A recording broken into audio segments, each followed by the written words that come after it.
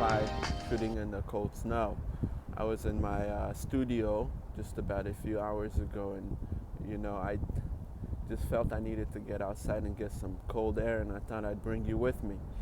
Um, Now, if you missed the last one, we talked about four decision making styles and how that relates to your personal brand. But today, we're going to talk about a few misguided attempts to building one's personal brand and how perhaps to avoid them.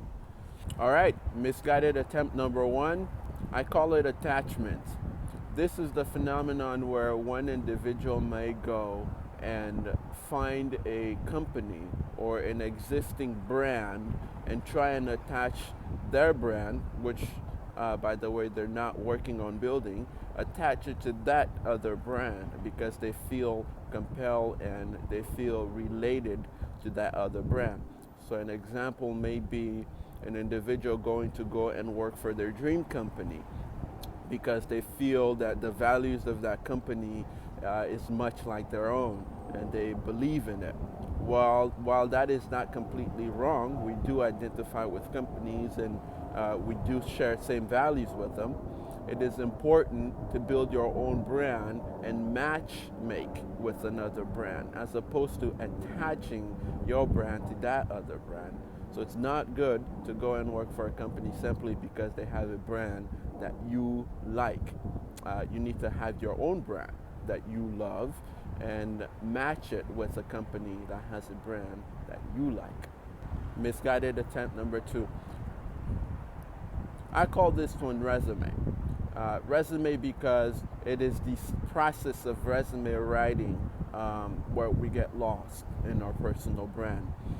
What I'm saying is, as opposed to working on our brand and building meaning and value and purpose in who we are, we may go and write a resume and plot all of our accomplishments and history on a piece of document and hope and say that is our brand.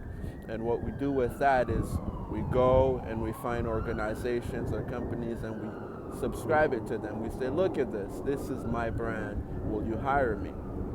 Well, the fact of the matter is, what we have on that resume is simple indications that said we are cooler, faster, better, smarter than any other person in our class or in our social group. But the truth is, we are all cool, fast, smart, and better. Now, the people you're giving the resumes to, they're not interested in your resume as more as they are interested in you.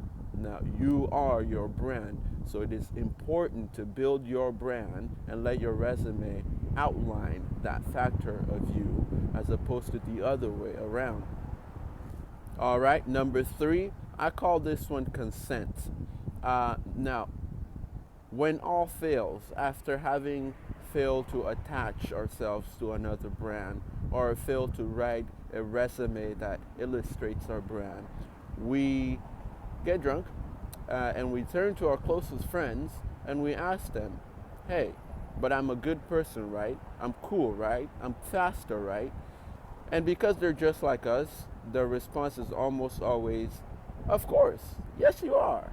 That's because we are looking for consent from our friends about our brand, which is in existence.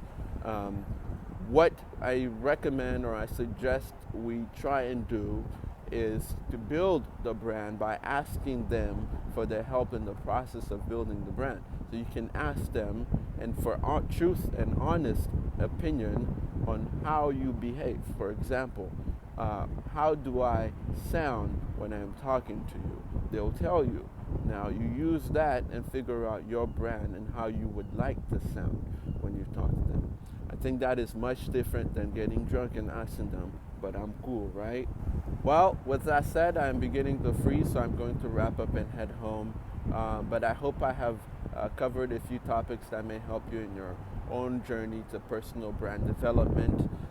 If there is anything you feel I have missed, please leave it in the comment box and we'll see about putting it in another video. If you do like the subject, please like and subscribe. I'll see you in the next one. Peace.